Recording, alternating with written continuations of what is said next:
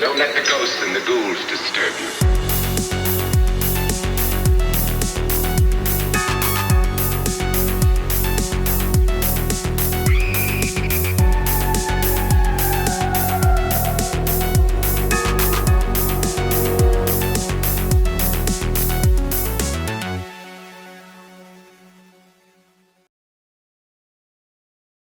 Hey, what's up, guys? This is Josh from Nightmare on Woodsboro Lake.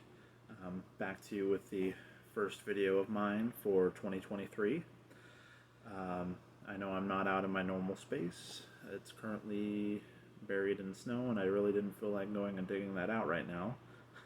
Eventually, we'll get back out there. Today, I wanted to do a quick spoiler-free movie review of a 1988 classic. Killer Klowns from Outer Space. Now, this is a very fun movie, directed by Steven Chiodos. Yep, Steven Chiodos. And the budget was $2 million. And I was reading that most of that budget was actually spent on, like, the movie itself and not the props. Like, not the killer clowns. They actually spent very little on that. They were very cost effective when it came to the clowns. But sorry, we're getting a little sidetracked here. First, we're going to go ahead and jump right on in with the synopsis.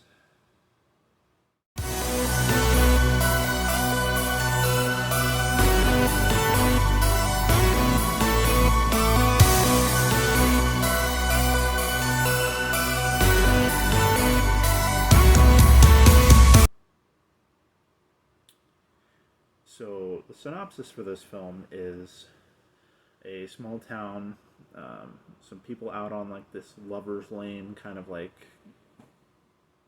area, so to speak, witness this comet, and it ends up being these killer clowns from outer space that have landed out there in the woods, and from there, slowly but surely, a chaotic, humorous killing spree ensues. It's a very fun movie. It's very silly at the same time as it is like these people. There's like real life consequences. These people are dying. It's not just like all fun and games, but the way that the clowns carry out these deaths is quite humorous, and the way that they store their victims and feed off their victims. It's all very fun. I dare I say whimsical. But yes, and so this young man, his friends, and his girlfriend have to stop these killer clowns that are slowly taking over their town and killing all the residents. So, yeah, that's just kind of a brief little synopsis on the film without giving a ton away. Not that most people haven't seen it by now, but for those of you who haven't, I found it on Tubi. So if you have a smart TV, I would give Tubi the app a try. It's free. You don't have to pay for anything, so you can go watch Killer Clowns from Outer Space there for free. Alright, so let us jump right on into my opening thoughts.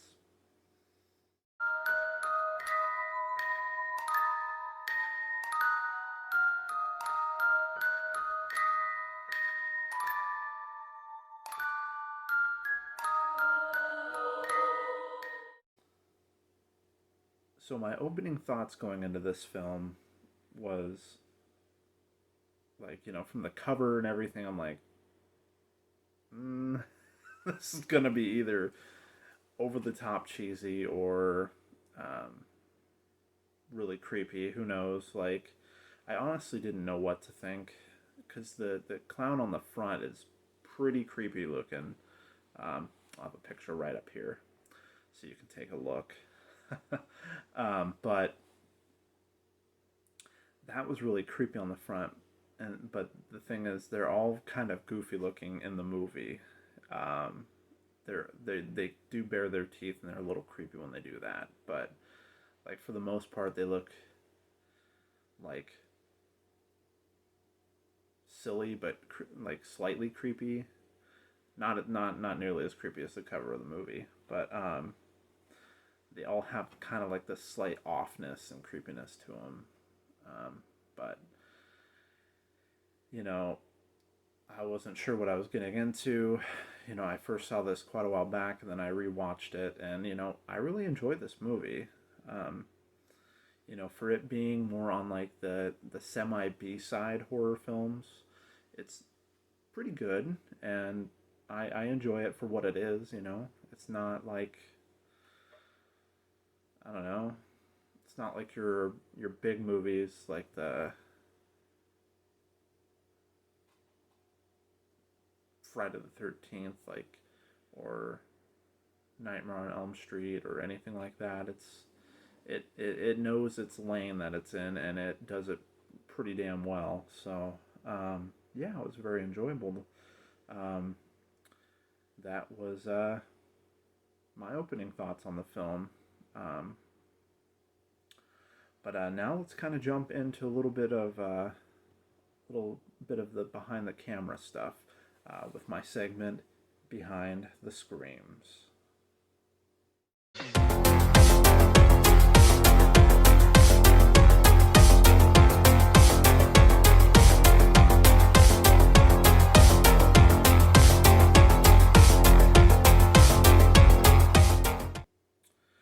Now, I was reading up on some behind the scenes facts, and actually, there was a fun one that was, if you haven't seen my Ernest Scared Stupid video, this fact is one we actually found out while doing that movie review, which I had Louis, the Clintonville slasher, on. And that was that the trolls from that movie, they actually used the clown heads for, and just redid them up, essentially refurbishing and trollifying these clown costumes. So if you really pay close attention, you can pick up on them from watching Killer Klowns and watching Ernest Scared Stupid. But that was just one that I knew right off the top of my head. So some of the ones that I found out while I was doing a little more research for this film. So there's a scene in this movie where this very, we'll call it boss mode clown makes its appearance, and there is a musical score that is playing upon this reveal.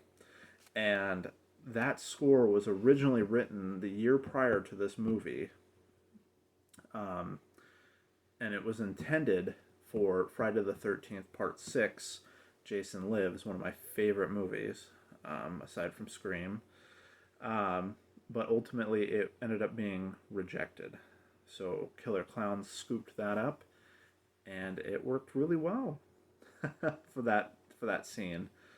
Kind of following the trend here with the musical stuff.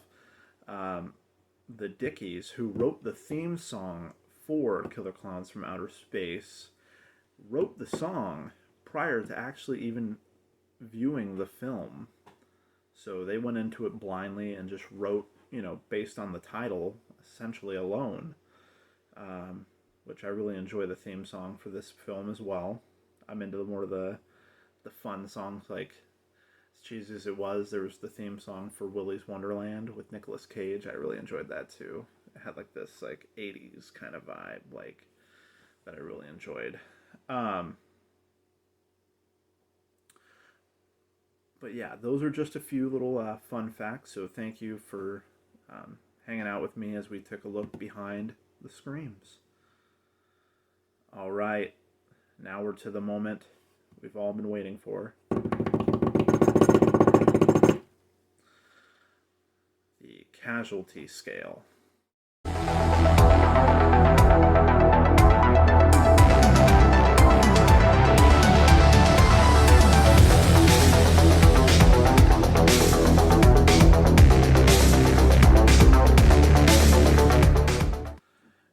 introduced this back in my Dead Silence review,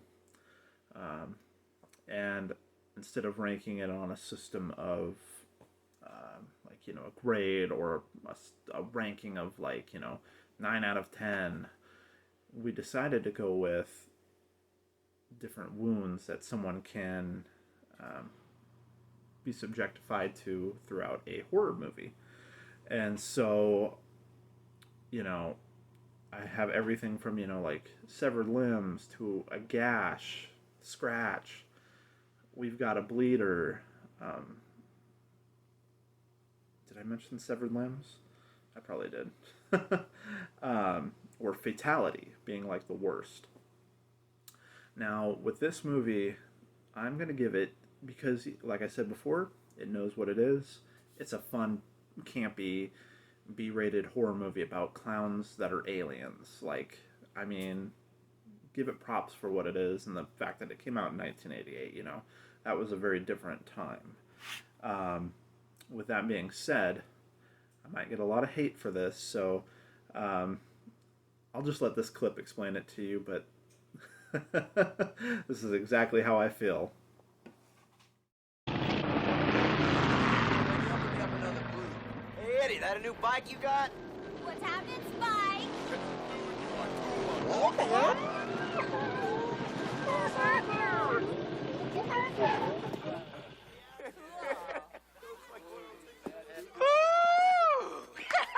Big bad JoJo coming into town. Watch this, baby. Is that bike too big for you? Hey, Cloudy! Mean bike you got there. Yeah. Can I take a ride, pal? Oh, come on. Let's take a ride. Can I beep the horn? Oh, thank you!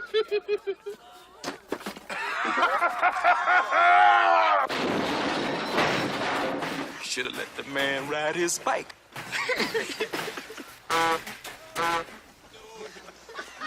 I'm sorry. I seem to have broken your bike.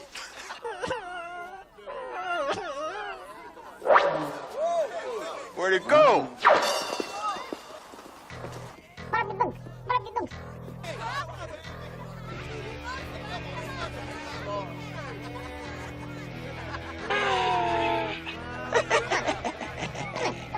What are you gonna do? Knock my block off?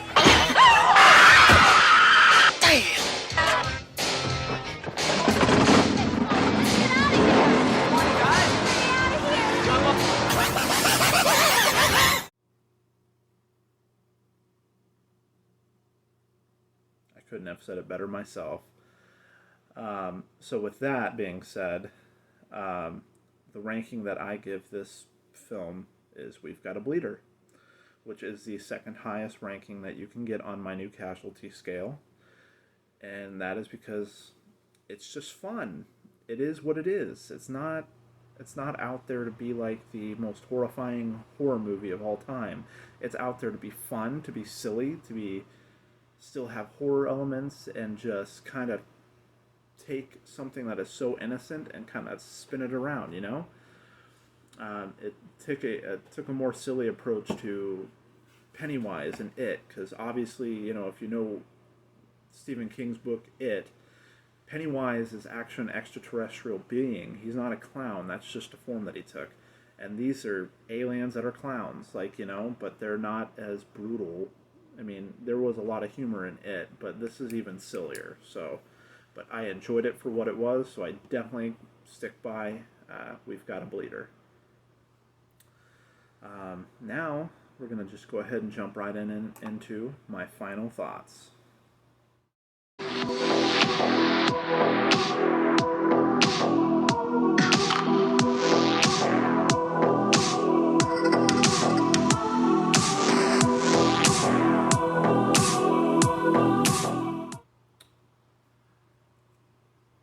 So, my final thoughts, if you're looking for a fun, campy way to spend a Friday, Saturday night, just curled up, and you're looking for something that is horror, but it's more on the silly side, so you can have fun with it, and you like campier films, this might be the film for you. Like I said, you can go check it out on Tubi. It is free. I'm not sure what other streaming services is on, but that one you can guarantee you can watch that for free, and you don't have to sign up for it. As long as you have a smart TV or a smart device hooked to your TV that can get that app, there you go. But yeah, it's an enjoyable, fun, campy film. I think that pretty much sums it up. I think, at least I'll watch it a few times a year. It's just fun. It's just a good time. Yeah. Well, with all that being said, I do have one more thing for us here on my little review today. And that is, I actually got a package. Hold on. Got an Amazon package. Now, I ordered something from Amazon. My work was having this fun little game where they gave us so much money to spend, and they're like, well, you've got to spend it within the next hour and a half. So figure out what you want and buy it, otherwise you lose that money. So I bought a few things, but this was one more thing that I got that was more suited towards my love of horror and just fun stuff. So let's go ahead and open this thing up and see what we got here.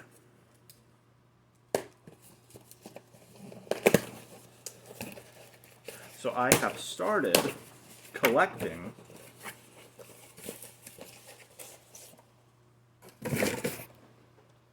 Funko Pops. And it's our good friend Gizmo from Gremlins.